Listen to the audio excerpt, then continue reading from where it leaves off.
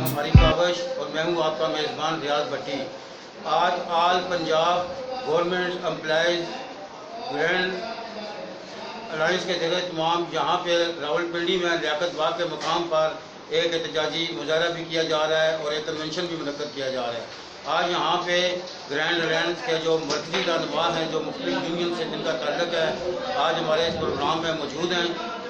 और सबसे पहले मैं बात करूँगा पंजाब एजुकेटर्स टीचर एसोसिएशन के सदर जनाब मलिक अमजद साहब से कि उनके क्या मसाइल हैं और वो आज इस ग्रैंड अलायंस के हवाले से क्या मौक़िफ़ अख्तियार करते हैं। कि यहाँ पर इकट्ठा होने का जो मकसद है वो यही है कि इस मुल्क में जहाँ पर नारा हमें दिया गया है रियासत मदीना का और एक पाकिस्तान का, लेकिन इस एक पाकिस्तान में इंसाफ नहीं हो रहा। यहाँ पर मुख्तलिफ डिपार्टमेंट में मुख्तलिफ पॉलिसियाँ चल रही हैं। हम चाहते हैं कि तमाम सरकारी मुलाजमीन के लिए यकसा सर्विस स्ट्रक्चर दिया जाए, यकसा राहत दी जाए। और जहाँ तक तनख्वाहों में इजाफे का ताल्लुक है, देखिए महंगाई जो है वो इस गवर्नमेंट के दौर में बिलखसूस एक सैलाब की तरह बढ़ रही है। और इस साल तनख्वाहों में इजाफा ना होना, सिंध में इजाफा अगर कर दिया गया, गिलगित बल्तिस्तान में कर दिया गया, तो क्या वफाक, पंजाब, KPK और बलूचिस्तान और बाकी जो हमारे इलाके हैं वहाँ पर वसाइल नहीं हैं और यहाँ पर ज़्यादा हैं। हमारा मुतालबा है कि जिस तरह उन सूबों ने वहाँ पर इजाफा हुआ है, इसी तरह हमारी तनख्वाहों में भी तमाम मुलाजमीन की तनख्वाहों में इसी तरह इजाफा किया जाए। बाकी जहाँ तक यूटिलिटी अलाउंस है, एग्जेक्टिव अलाउंस है, बहुत सारे अलाउंसेज हैं जहाँ पर डिस्क्रिमिनेशन हो रही है। हम चाहते हैं कि तमाम मुलाजमीन के साथ इंसाफ किया जाए। और इसके अलावा कंट्रैक्ट पॉलिसी एक बहुत बड़ा जुल्म है। बेसिक कंट्रैक्ट पॉलिसी लाने का मकसद ये था कि तमाम डिपार्टमेंट को प्राइवेटाइज कर दिया जाए। तमाम तंजीमों ने इसके खिलाफ जदोजहद की, रेगुलर लोग हुए, लेकिन उनकी सबका सर्विस जो है वो काउंट नहीं होती, पे प्रोटेक्शन नहीं मिलती। हमारा मुतालबा है कि कंट्रैक्ट पॉलिसी को फिर फोर ख़त्म किया जाए और एक सिस्टम दिया जाए और कंट्रैक्ट पॉलिसी को ख़त्म करके जो लोग रेगुलर हो चुके हैं उनको पे एंड सर्विस प्रोटेक्शन दी जाए। दूसरे स्केल की उनकी तनख्वाह,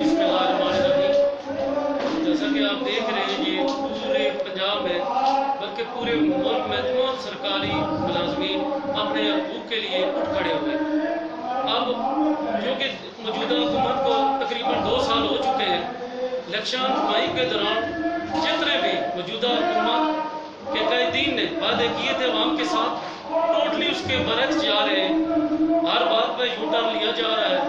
ना सरकारी मुलाजमीन के साथ किए गए वादे पूरे हो रहे हैं, ना आवाम के साथ किए गए वादे पूरे हो रहे हैं। देखें 2 साल के दौरान सरकारी मुलाजमीन की आर्जी तौर पर 7% तनख्वाह बढ़ाई गई, जबकि महंगाई 500 गुना बढ़ चुकी है। ये बिल्कुल ना एलो का टोला है, इनका कोई प्लान नहीं है, ना आवाम के लिए ना मुल्क के लिए। ये मुल्क को दिन ब दिन पीछे की तरफ लेकर जा रहे हैं और मुल्क तबाही की तरफ जा रहे हैं। गरीब मुलाजमीन गरीब तार होते जा रहे हैं। देखें इतनी महंगाई के दौरान इस कम तनख्वाह में किस तरह ये लोग गुजारा करें। रातों रात जब पेट्रोल की कीमतें बढ़ती हैं तो फौरन वाफर मिकदार में पेट्रोल मिलता है और उसी बात कीमतों पर आमद दरामद होता है। लेकिन जब पेट्रोल सस्ता होता है तो उस वक्त वो वही मार्केट से गायब हो जाता है। सदर चौधरी मुबशर अहमद साहब से कि वो हमें बताएं कि आज उनके जो मुतालबात हैं वो क्या है। जनाब अस्सलाम वालेकुम चौधरी मुबशर साहब। सबसे पहले तो मैं उनकी मीडिया टीम का शुक्रगुजार हूँ कि उन्होंने हमें आज मौका दिया और हमें हमारी आवाज़ ईमान इक़्तिदार तक पहुँचाने के लिए एक काविश की।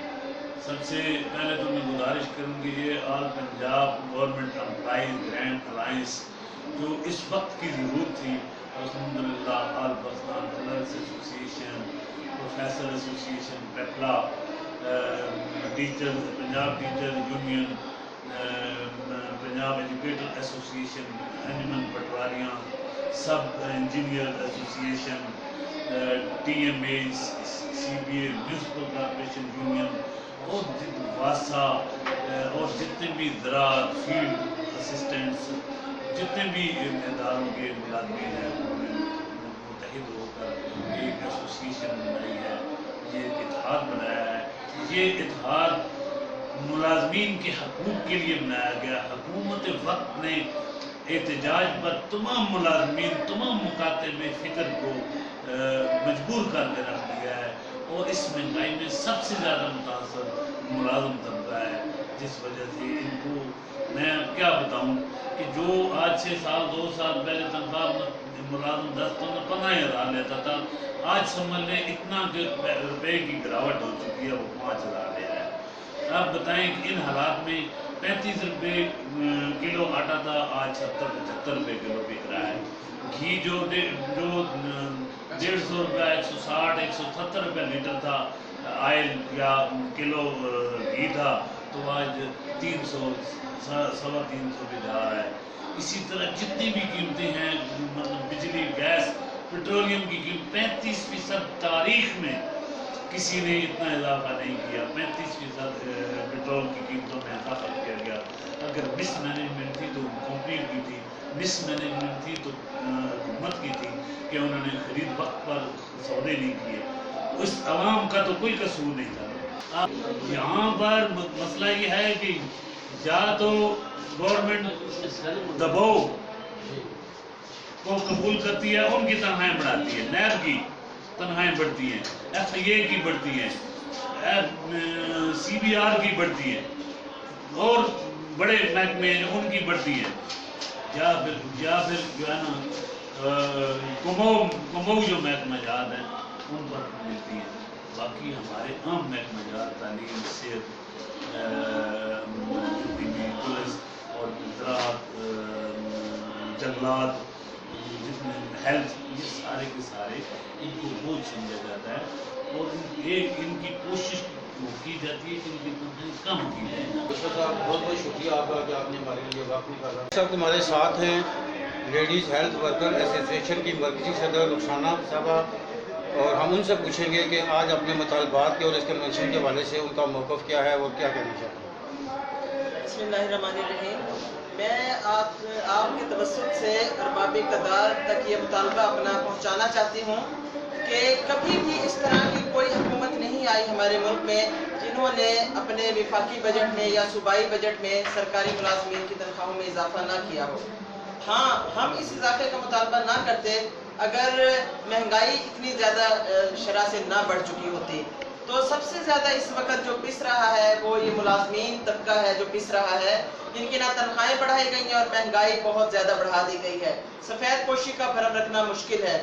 ہم بار بار ان کی توجہ اس طرف دلا چکے ہیں۔ ہم پھر بھی مطالبہ نہ کرتے اگر صدر کی، وزیر اعظم کی اور وزراء کی اور یہ جو آپ کے مشیر ہیں ان کی تنخواہیں آپ کئی 100 گنا بڑھا رہے ہیں، اور ہماری تنخواہیں بڑھاتے ہوئے آپ کے پاس پیسہ ختم ہو جاتا ہے۔ اگر آپ ملک کو نہیں چلا سکتے اس کا مطلب ہے آپ نااہل ہیں، اس کا مطلب ہے آپ کے اندر صلاحیت نہیں ہے۔ یہ سارے کرائسس آپ کو معلوم تھے کہ یہ سارے کرائسس ہیں، یہ پھولوں کی سیج نہیں ہے، کانٹوں کا بستر ہے، لیکن آپ نے آ کر اقتدار کی مسند پہ قبضہ کر کے آپ نے ثابت کر دیا کہ واقعی یہ آپ کے لیے تو پھولوں کی سیج ہے، آپ نے عوام کے لیے کانٹوں کا بستر بنا دیا ہے۔ لیکن ہم بھی پیچھے نہیں ہٹیں گے، ہم بھی آپ کی ظالمانہ کارروائیوں کو، ظالمانہ پالیسیز کو، IMF کے ایجنڈے کو تسلیم نہیں کرتے، ہم مسترد کرتے ہیں، اور ہمیں خواتین کو خصوصاً آپ کمزور نہ سمجھیں۔ اگر ہم گھروں کو چلا سکتے ہیں، نوکریاں کر سکتے ہیں، تو ہم آپ کو بھی نکیل ڈال سکتے ہیں۔